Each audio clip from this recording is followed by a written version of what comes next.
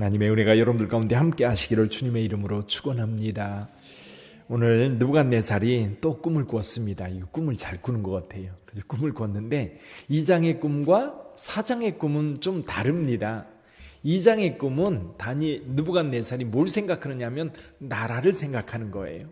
이 나라가 어떻게 될 것인가? 지금 느부갓네살이 대제국을 이루었는데 이 대제국을 이룬 그 나라가 앞으로 어떻게 될 것인가? 누구든지 지금 현재 이룬 그제 이건희 씨 죽어서 장례를 치르고 있는 중인데 아마 그 사람도 그런 생각했을 겁니다.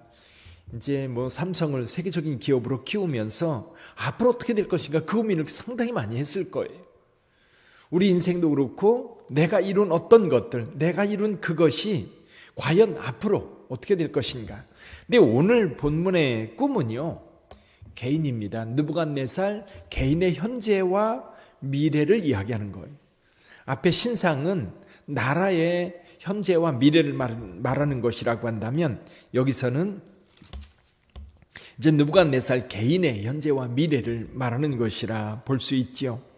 근데 이제 느부갓네살이 지금 오늘 4장에 오기까지 두 가지 굉장히 큰 경험을 합니다.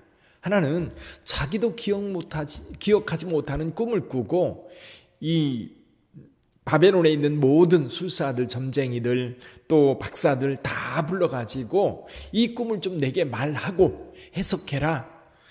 근데 이제 거기 있는 사람들이 모두 이구동성으로 하는 이야기가 뭐냐면 왕께서 꿈을 말씀하시면 우리가 해석해 드리겠나이다. 우리의 상식에도 맞는 거잖아요. 그러나 느부갓네살은 그 꿈을 내게 말하지 않으면 다 죽이겠다고 이야기하지요. 그때 다니엘이 시간을 주시면 꿈을 보여드리겠습니다. 그리고 다니엘의 세 친구들과 함께 기도할 때에 하나님께서 느부갓네살에게 보여줬던 그 신상을 그대로 다니엘에게 보여주십니다.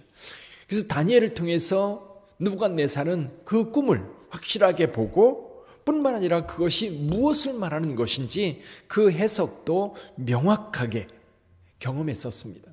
그래서 느부갓네살은 다니엘 앞에 무릎 꿇고 절했던 그런 상황, 그러면서 다니엘의 하나님을 찬양했던 그 내용이 2장에 나옵니다.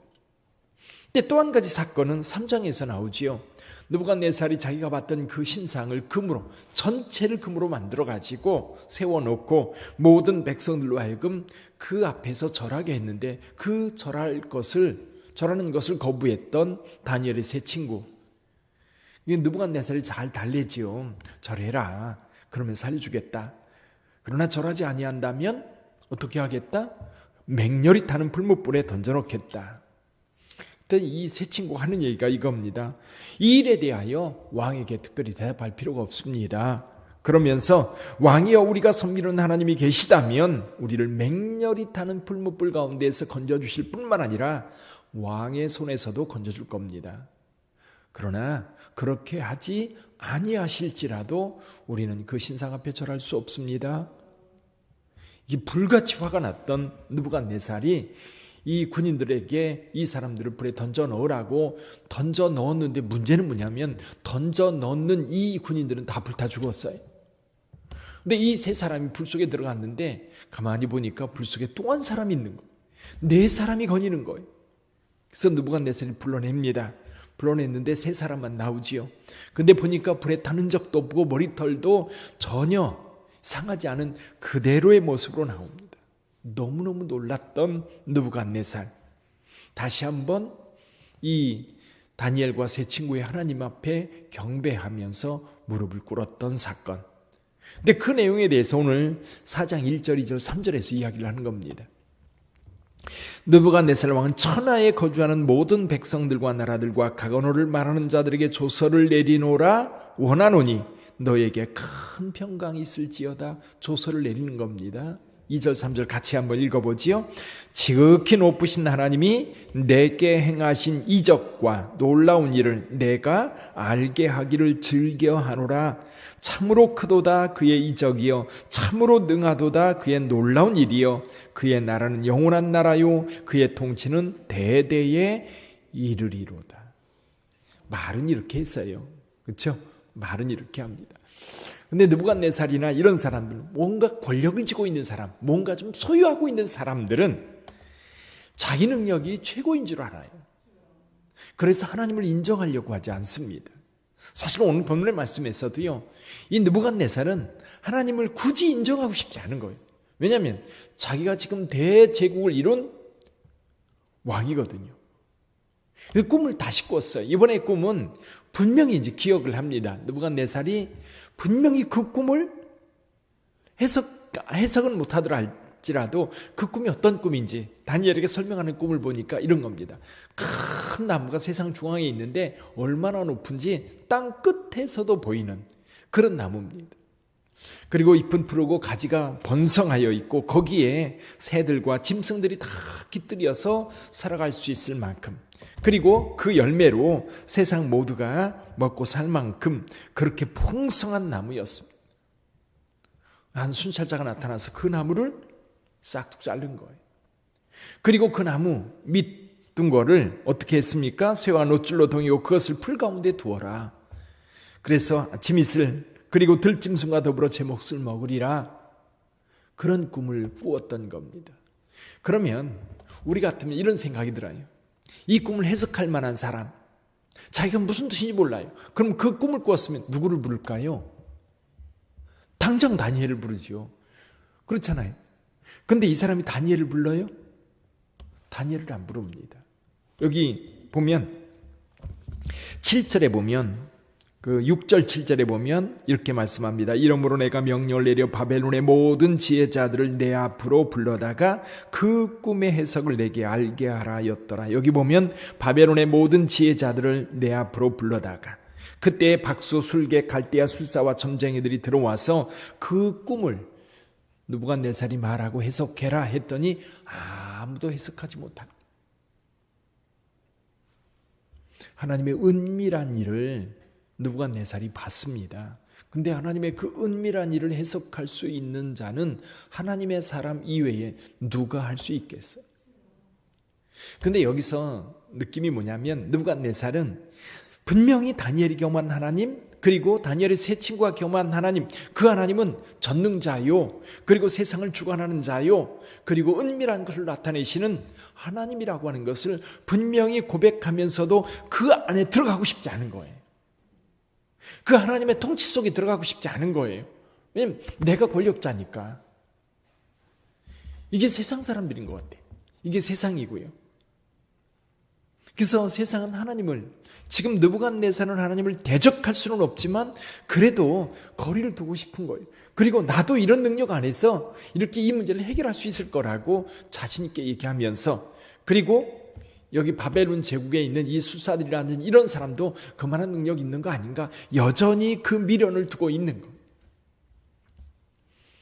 예를 들면 애굽의 바로 같은 경우도 모세가 와서 기적을 일으킬 때에 계속 자기네들의 수사를 통해서 물로 피를 만들고, 그리고 그 뱀을, 지팡이를 뱀으로 만들고 뱀을 지팡이로 만드는 그런 이적을 보여주면서 자기도 그런 능력이 있다라고 하는 것을 보여주려고 하지만 시간 지나면서 그에게는 능력이 없다고 하는 것, 하나님의 능력만이 세상을 다스리고 있다는 것을 경험할 수밖에 없었지. 여기 동일한 거예요. 느부갓네살도. 결국 느부갓네살은 다니엘을 부를 수밖에 없지요. 아무도 해석하지 못하니까. 하나님의 일을 누가 말할 수 있겠어요? 하나님의 사람만이 아는 거예요. 이 세상에도 하나님의 통치를 누가 합니까? 하나님의 몸된 교회가 아는 일고 하나님의 부르심을 받은 주의 종들이 아는 것이지, 세상이 하나님의 역사를 알고 그 역사를 따라 움직이는 게 아닙니다. 결국 하나님께서는 느부갓네살을 통해서 하나님께서 역사를 주관하시고 계시고 하나님께서 주권자라고 하는 것을 분명하게 보여주기 위해서 오늘 이 꿈을 보여준 거예요. 오늘날 하나님의 주권에서 벗어날 수 있는 사람은 없습니다. 오늘 본문의 말씀을 통해서도 우리에게 주신 것이 뭐냐면 여호와 하나님의 주권에서 벗어날 수 있는 사람은 없다. 물론 그 사람들이 인정하든 안 하든 하나님의 주권은 모든 세상의 것들에게 나타나고 그리고 그것을 이끄시는 분. 그래서 오늘 저와 여러분들의 신앙의 가장 기본적인 것 가운데 하나가 뭐냐면 하나님의 주권을 인정하고 그 주권 가운데 살아가는 거예요. 하나님의 통치 가운데 살아가는 거예요. 하나님께서 이 땅을 이끌어간다고 하는 믿음 안에 살아가는 거예요. 그러니까 저와 여러분들이 그 통치 속에서 어떻게 하나님의 통치를 받아들이고 그 통치에 맞게 살아갈 것인가. 그것이 오늘 우리에게 주어진 숙제입니다. 세상은 교회의 영향력을, 세상 주권자들은요, 교회의 영향력을 최소화시키려고 애를 써요. 오늘날도 마찬가지고요. 그렇다고 해서 여호와 하나님의 주권이 세상에서 줄어드는 거 아닙니다. 여전히 역사하고 계시고요. 여전히 그 주권은 살아있는 겁니다. 그래서 사랑하는 성도 여러분, 교회가 하나님의 주권을 인정하고 그 주권이 어떻게 세상 속에 나타나는지를 세상으로 하여금 보게 하고 그 주권 앞에 무릎 꿇게 하는 것이 사실은 교회 역할이고 하나님을 따르는 자들의 태도인 것 같아요. 근데 하나님을 믿는 자들조차도 하나님의 섭리에 대한 믿음이 없어서 그냥 어떻게든지 걱정 근심하면서 자기가 뭔가를 이루려고 애쓰는 경우를 많이 보게 됩니다. 그래서 사도 바울이 빌립보 교회 성도들에게 말합니다. 아무것도 염려하지 말고 모든 일에 기도와 간구로 너희 구할 것을 감사함으로 하나님께 구하라. 그게 뭐냐면 주권이 하나님께 있으니까 하나님 앞에 엎드려 구하면 그 하나님께서 여러분의 삶을 책임지고 지켜주신다라고 하는 말씀이거든. 그러니까 성경에 나오는 인물들, 예를 들면 모세나 아브라함이나 아니면 요셉이나 아니면 모세나 다윗이나 이런 사람들은 하나님의 주권을 인정하고 그 주권 가운데 무릎 꿇고 그 주권에 순종하며 살았던 그런 사람들이 오늘도 저와 여러분들 그리고 주님의 몸된 교회, 빛된 교회와 그리고 직분자를 세우는 것, 교회 건축하는 이 모든 일들이 하나님의 주권 하에서 이루어질 수 있기를 기대합니다. 우리가 뭔가 하려고 그러면요 힘들어요. 그러나 우리 하나님의 통치 속에서 하나님이 기뻐하시는 일을 선택해 갈 때에 하나님은 기쁨으로 그 역사를 저와 여러분들을 통해서 이루실 줄을 믿습니다. 오늘 하루 살아갈 때도 여호와의 주권을 인정하고 그 주권 하에 살아가는 저와 여러분들이 되기를 주님의 이름으로 축원합니다. 제가 오늘 내일 경인신학교 학생들하고 교수들하고 수련회가 있어서 내일 새벽은 우리 전수하님 인도합니다. 기도해 주시기를 바랍니다. 기도하겠습니다.